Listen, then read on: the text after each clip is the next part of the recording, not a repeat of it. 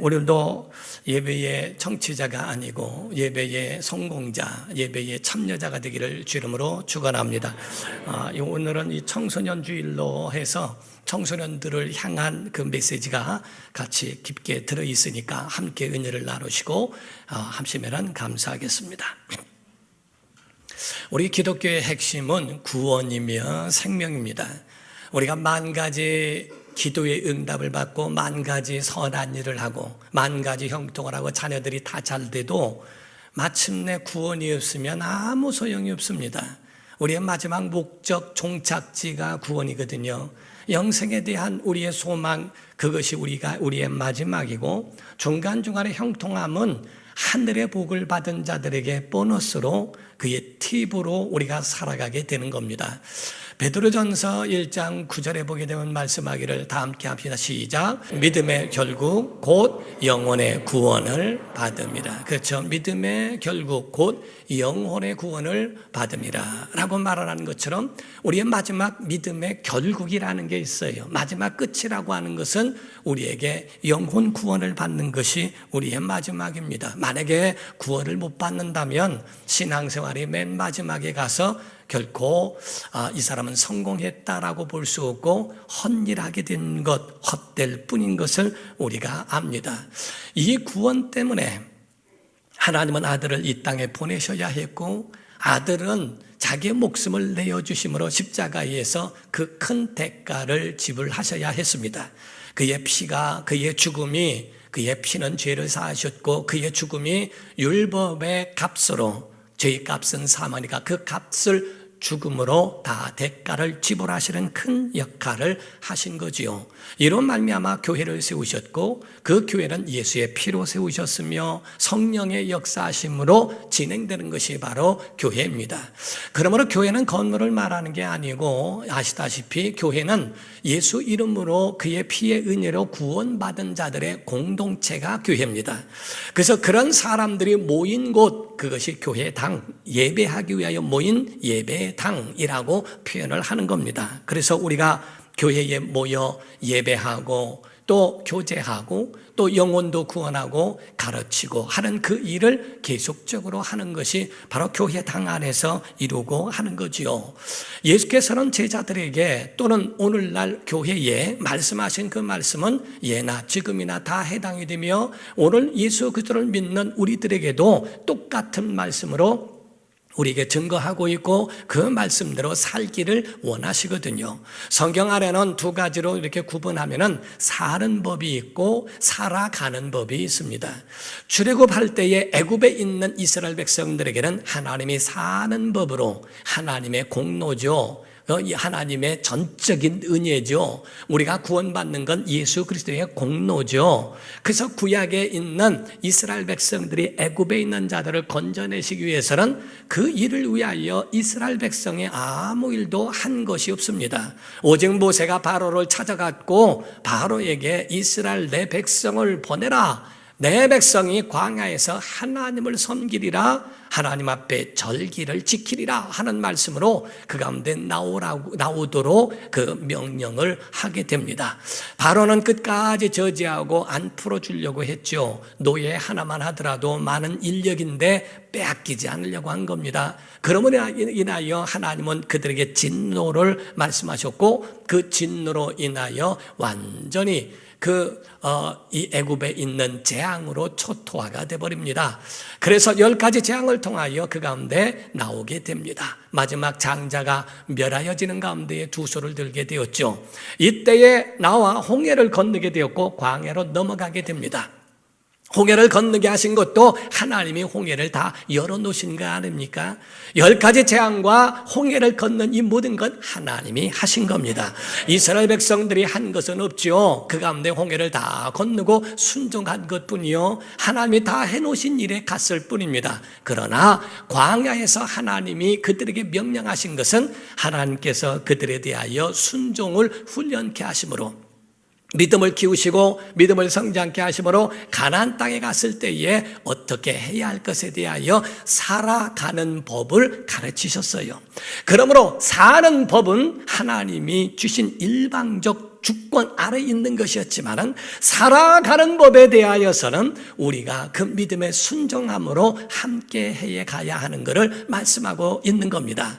가나안 땅에 가니까 만나가 그쳐집니다. 이제 그 가운데서 하나님이 주신 것으로 사는 것뿐만 아니라 자기들이 이제 경작을 해야 하고 그 가운데 살아가는 것에 대하여 믿음으로 사는 것을 알아야 하지요. 이와 같이 본문 말씀은 다른 말씀이 아니라 믿음의 사람들이라면 산상보훈을 통하여 우리가 신앙으로 살아가는 법에 대하여 주님이 일러주신 것을 말씀합니다. 산 위에서 가르치신 보배로운 교훈이라고 해서 산상보훈, 산상수훈이라고 이렇게 표현을 하고 있습니다. 사랑하는 성도 여러분, 여러분과 저에게는 흔들리지 않고 변치 않고 요동하지 않아야 할 것이 있습니다. 그것은 여러분 가운데 하나님에 대한 신앙인데, 그 신앙은 하나님은 영원하시며 하나님은 선하시며 하나님은 사랑이시라 하는 겁니다. 하나님 선하시고 사랑이신 그 하나님에 대한 이 신앙은 절대 변하거나 흔들리지 말아야 한다는 거죠. 누차로 제가 예화를 듭니다만은 요셉이란 사람이 꿈을 꾼 다음에 형제들의 시기를 받고 죽음의 문턱에서 팔리게 되고 노예로 살아가다가 또 감옥으로 들어가고 하는 그 많은 13년 동안의 그 과정이 얼마나 힘들었고 어려웠는가. 하나님이 과연 그를 버리셨는가? 하나님이 외면하셨는가? 하나님 안 계신 건가? 그렇지 않습니다. 선하신 하나님은 그와 함께 하셨고 그의 모든 고난에 동참하고 계시다는 것을 성경이 우리에게 증거하지 않습니까? 선하신 하나님, 사랑의 하나님을 의심하지 말라 하는 겁니다. 이것이 바로 오늘 본문 말씀의 기초를 이루고 있는 것이고 근본이요 우리의 표준을 말씀하고 있는 거예요. 로마서 8장 31절 32절을 보면 그런즉 이 일에 대하여 우리가 무슨 말하리요? 만일 하나님이 우리를 위하시면 누가 우리를 대적하리요? 자기 아들을 아끼지 아니하시고 우리 모든 사람을 위하여 내주시니가 어찌 그 아들과 함께 모든 것을 우리에게 주시지 아니하겠느냐? 아들을 주셨는데 뭐를 아까워하시겠느냐? 아들보다 큰 게 어디 있느냐 하는 겁니다. 하나님은 다 주셨는데 왜 우리에게 뭐가 아까워서 우리에게 그거를 숨기시겠느냐? 주시리라 염려하지 말라는 거죠. 하나님이 우리에 대한 미래에 대한 약속과 이것을 우리에게 좋으신 하나님, 선하신 하나님, 바로 좋으신 하나님이요 선하신 하나님에 대하여 의심하지 말고 신뢰하라, 믿어라 하는 말씀입니다. 그래서 그 가운데에 두 가지 비유를 말씀을 하셨는데 공중 나는 새를 봐라 라고 말씀했어요. 여기서 공중 나는 새는 학자들에 의하면 까마귀라는 얘기가 있습니다. 까마귀를 봐라. 까마귀를 봤을 때는 정감이 가지 않죠. 아주 새카맣고 깍깍하는 게 조금은 그 마음에 우리가 보더라도 불편합니다. 까마귀가 있는 그런 공중 나는 까마귀를 한번 봐봐라. 정감이 가지 않는 그러한 까마귀도 심지도 않고 거두지도 않는데도 곳간에 들이는 일이 없는데도 먹이시지 않더냐? 또 있는 이 들에 핀 백합화를 봐라. 흔히 볼 수 있는 그런 하찮은 백합화요. 들풀은 그 불쏘시개를 쓸 수 있는 그런 아궁이에 들어가는 들풀인데도 불구하고 하나님이 다 입히셨거늘 하물며 라고 하는 하나님의 의지가 그 속에 들어있다 하는 거지요. 사랑하는 성도 여러분, 우리 마태복음 6장 25절에 보게 되면 말씀을 합니다. 26절까지 그러므로 내가 너에게 이르노니 목숨을 위하여 무엇을 먹을까 무엇을 마실까 몸을 위하여 무엇을 입을까 염려하지 말라. 목숨이 음식보다 중하지 아니하며 몸이 의복보다 중하지 아니하냐. 공중의 새를 보라. 심지도 않고 거두지도 않고 창고에 모아들이지도 아니하되 너희 하늘 아버지께서 기르시나니 너희는 이것들보다 귀하지 아니하냐라고 말씀하시죠. 28절에는 또 그럽니다. 또 너희가 어찌 의복을 위하여 염려하느냐. 들의 백합화가 어떻게 자라는가 생각하여 보라. 수고도 아니하고 길쌈도 아니하느니라. 30절에 또 이어서 말씀합니다. 오늘 있다가 내일 아궁이에 던져지는 불쏘시개 역할하는 들풀도 하나님이 이렇게 입히시거든 하물며 너희일까 보냐. 믿음이 작은 자들아 라고 주님 말씀하신다. 우리는 들풀보다 백합화보다 우리 공중 나는 새보다 귀한 줄 믿습니다. 사랑하는 성도 여러분, 여기서 주님이 말씀하신 그 말씀은 하물며 너희일까 보냐, 왜 너희 마인드가 왜 고와 같은 마음 가지고 있느냐, 왜 불신자같이 하느냐 하는 겁니다. 너는 고아가 아니야, 하나님이 아버지가 되셔 라는 말씀을 우리에게 보여주시는 거거든요. 우리가 원치 않는 태어나는 가정에 고아로 사는 사람들이 있죠. 안타깝죠. 부모와 그 부모의 어떤 사랑을 받으며 성장해야 하거늘 그렇지 못한 것이 굉장히 안타깝기도 합니다. 그러나 바로 이 고아가 아닌 부모가 있는 사람들, 부모의 사랑을 받으며 살면 정말 행복한 사람으로 세워질 수 있지 않습니까? 여러분과 저는 잊지 말아야 한다는 거예요. 여러분은 홀로 있지 않다는 겁니다. 예수 말씀하실 때에 내가 너희를 고아와 같이 두지 아니하고 내가 성령을 보내리라 라고 주님이 말씀하신 것처럼 여러분은 고아가 아닙니다. 하나님의 자녀입니다. 왕의 권세가 있습니다. 그러므로 여러분과 저는 이 아주 분명한 믿음이 요동치 말고 흔들리지 말아야 한다는 것을 우리에게 증거하고 있는 거지요. 이 가운데에 주님께서 우리 성도들이 해야 할 일이 뭔가에 대하여 세 가지로 말씀하고 있는 거예요. 성도가 해야 할 첫 번째가 먼저 해야 할 일이 있다는 거예요. 먼저 그의 나라와 그 의를 구하는 일을 하라. 먼저 그 나라와 의를 구하라. 오늘 본문 말씀 33절에 그렇게 말씀하셨죠. 그런즉 너희는 먼저 그의 나라와 그의 의를 구하라. 그리하면 이 모든 것을 너희에게 팁으로 보너스로 너희에게 더하여 주시리라 하는 말씀을 하신 겁니다. 하늘의 것으로 살면 땅의 것들을 하나님이 채우시겠다는 거예요. 하늘의 은혜를 구하면 땅에 있는 보상으로 하나님 역사해 주시겠다는 거죠. 그러므로서 거기에 대한 본보기가 누구냐? 솔로몬이라고 하는 사람입니다. 다윗은 성전을 짓는 데에 대하여 하나님 허락지 아니하셨지만 솔로몬이 성전을 짓는 데에 하나님이 허락해 주셨고 거기에 다 지은 다음에 1000번제의 예물을 드렸어요. 1000번제 예물을 드렸더니 하나님이 밤에 나타나셔서 솔로몬에게 하신 말씀입니다. 성경에 있는 말씀을 그대로 하는 것이 낫기 때문에 바로 그 말씀이 조금 길지만은 같이 볼 것입니다. 열왕기상 3장 4절에서 13절입니다.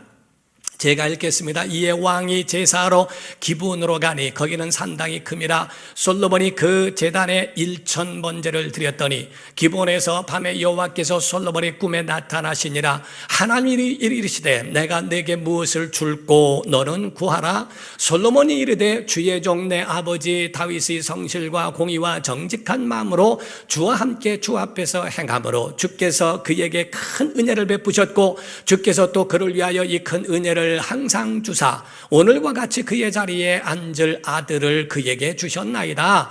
나의 하나님 여호와여 주께서 종으로 종의 아버지 다윗을 대신하여 왕이 되게 하셨사오나 종은 작은 아이입니다. 그러므로 출입할 줄을 알지 못하고 주께서 택하신 백성 가운데 있습니다. 그들은 큰 백성이라 수요가 많아서 셀 수도 없고 기록할 수도 없사오니 누가 주의 이 많은 백성을 재판할 수 있사오리까? 듣는 마음, 그들의 백성들의 마음을 들을 수 있는 내게 그런 마음을 주시고 종에게 주사 주의 백성을 재판하여 선악을 분별하게 하옵소서. 솔로몬이 이것을 구함에 그 말씀이 하나님의 마음에 들었다는 겁니다. 이에 하나님이 그에게 이르시되 내가 이것을 구하도다 자기를 위하여 장수하기를 구하지 아니하며 부하기를 구하지도 아니하며 자기 원수의 생명을 멸하기도 구하지 아니하고 오직 송사를 듣고 분별하는 지혜를 구하였으니 내가 내 말대로 하여 내게 지혜롭고 총명한 마음을 하나님이 주시겠다는 거죠. 내 앞에도 너와 같은 자가 없었거니와 내 뒤에도 너와 같은 자가 일어남이 없으리라. 내가 또 내게 구하지 아니한 것까지 주는데 부귀와 영광도 내게 주노니 내 평생의 왕들 중에 너와 같은 자가 없을 것이라. 하나님 앞에 지혜를 구했어요. 하나님 앞에 하나님의 백성 이스라엘 백성들이 수요가 많은데 어떻게 그들을 다 일일이 거짓말하는 것을 분별해내고 잘못된 그거를 구분해낼 수 있습니까? 하나님 지혜를 주세요. 하나님의 지혜를 구하는 것에 대하여 하나님이 너무 기뻤다 이 말이에요. 그래서 내가 너에게 얼마나 그 마음이 흡족하시던지 너무 기특하다. 내가 너에게 이 모든 것을 더하여 줄 것이다. 장수도 주고 부하는 영광도 너에게 주리라고 약속을 하십니다. 사랑하는 성도 여러분, 하나님의 것을 구하면 하나님이 우리의 것을 채워주실 줄 믿습니다. 우리 먼저 그 나라와 의를 구하는 청소년과 주의 사람 모든 성도 되기를 주의 이름으로 축원합니다. 두 번째로는 내일 일을 염려하지 말라는 겁니다. 내일에 있을 우리가 과거에 우리가 보게 되면 염려라고 하는 것은 우리의 몸도 상하게 합니다. 우리 속에 NK라고 하는 내추럴 킬러가 있는데 그것이 암세포를 잡아먹는 능력이 있대요. 그래서 우리가 많이 웃고 많이 기뻐하고 많이 행복해하면 그것이 많이 생성이 된다는 겁니다. 그래서 그 속에는 암세포를 그걸 먹고도 남을 있을 정도로 건강할 수 있는데 염려하면 정신적으로도 파괴됩니다. 우리의 영적인 것도 그 마음속에 벌써 위축이 되기 시작합니다. 그리고 그 가운데에 바로 영적 실패뿐만 아니라 몸도 건강하지 못하고 무력해질 수밖에 없다는 거예요. 행복을 갉아먹는 두 벌레가 있다고 말합니다. 첫 번째가 과거에 대한 후회를 가지고 있는 것. 과거의 후회에 매여 있는 것은 첫 번째 우리에게 있어서 과거에 이랬는데 내가 왕년엔 이랬는데 잘 나갔던 못 나갔던 과거에 매는 것은 원치 않습니다. 두 번째, 아직 다가오지도 않은 것에 대하여 그것에 염려하는 것이라고 말하고 있어요. 우리가 미래를 바라보고 미래를 소망하고 미래를 설계하고 미래를 계획하는 것, 그것조차 하지 말라는 얘기가 아닙니다. 우리가 배가 이렇게 잘못 흔들어져 있고 그게 좌표가 잘못 설정된 것은 돌이켜야 할 필요가 있죠. 그런데 대부분의 90% 이상이 심리학자들에 의하면 90% 이상이 일어나지도 않을 일에 대하여 미리 염려하고 걱정하는 게 문제라는 거예요. 그래서 어떤 사람은 염려 상자에다가 염려가 있으면 다 써가지고 거기다 넣었다는 겁니다. 다 집어넣고 신기하게 묵혔다가 다시 열어봤더니요, 일어나지도 않을 일에 괜히 염려했던 일들이 90% 이상이 되더라는 거죠. 실제적으로 우리에게 일어나지 아니할 일에 대해서도 염려함으로 우리가 그렇게 실패자로 살아갈 수도 있게 된다 하는 겁니다. 사랑하는 성도 여러분, 과거는 기억하되 미래를 소망하고 오늘을 사시기를 예수 이름으로 축원합니다. 염려라고 하는 것에 대하여 우리에게 말합니다. 염려라고 하는 것은 행복을 쪼개고 기쁨을 쪼개고 건강을 쪼개고 영성을 쪼개고 신앙을 쪼갤 수 있는 그런 무력화시키는 능력이 있어요. 월이라고 하는 영어의 말과처럼 쪼갠다는 의미가 그 가운데 같이 있다는 거죠. 세계 2차 대전 당시에 그 전쟁터에 나가서 죽음을 당한 사람, 전사한 사람들이 30만 명이랍니다. 그런데 그 주변에서 걱정하고 염려했던 사람들이 죽은 인원이 200만 명이래요. 전사한 사람은 30만 명인데 걱정하고 염려하다가 죽은 사람들이 심장마비가 오고 뭐가 오고 갑자기 그게 멈춰져 버리고 하면은 됩니다. 요래 파키스탄에 우리 아미르 목사 있는데 그 아버지가 병원에 이렇게 계시면서 이게 몸이 원래 안 좋으셨는데 근데 아미르 목사님의 아주 절친했던 그런 그 목회자가 저도 이번에 갔을 때 만난 그 목회자가 심장마비로 한순간에 세상을 떠났어요. 그 소식을 듣고 아버지가 심장마비로 그냥 같이 간 겁니다. 그러니까 이와 같이 가지고 있는 그 마음속에 인간은 연약한 그 마음속에 가지고 있는 조금만 충격받아도 거기에 팍팍 넘어지고 그 가운데 내려버리는 그런 결과도 있다는 거죠. 주님은 우리에게 명령하십니다. 내일 일을 염려하지 말라. 주님께 맡기라는 겁니다. 정말 내일 일을 염려하지 말라. 한날의 기름은 그날의 족하다. 그날에 끝내버리고 그에 대하여 역사의 주관자가 되신 하나님께 여러분의 삶을 맡기기를 주 이름으로 축원합니다. 세 번째로는 하나님의 뜻을 그것을 우리가 구하라고 하는 것을 말씀하는 거예요. 우리가 믿음의 사람도요, 살아가다 보면 힘들 때 있고 낙심될 때 있습니다. 어려움이 오고 그럴 때가 있지만 여러분들은 아무리 그런 일이 있다 할지라도 좋다고 해서 거기에 갈 필요도 없고 힘들고 어렵다고 해서 그것 때문에 낙심할 이유가 없어요. 잘 된다고 교만할 이유도 없고 안 된다고 낙심할 이유가 없는 겁니다. 예수님을 예루살렘으로 태우고 가는 그 나귀가 환호성을 듣습니다. 호산나 호산나 소리 듣는다고 뻘떡 일어나지 않습니다. 그거하고는 전혀 상관없고 자기 본부를 향하여 가는 거죠. 우리가 고난이 올 때 믿음 지키지 못하고 타락한 사람도 있고, 고난이 올 때 그거를 극복하고 하나님의 복에 반열에 오른 사람도 있습니다. 여러분과 저런 본연의 그 자세로 그 본부를 지켜가면서 가는 것이 필요하다는 거죠. 하나님을 신뢰하고 하나님을 가까이하고 그 가운데 하나님의 평안이 있는 성도가 되기를 예수 이름으로 축원합니다.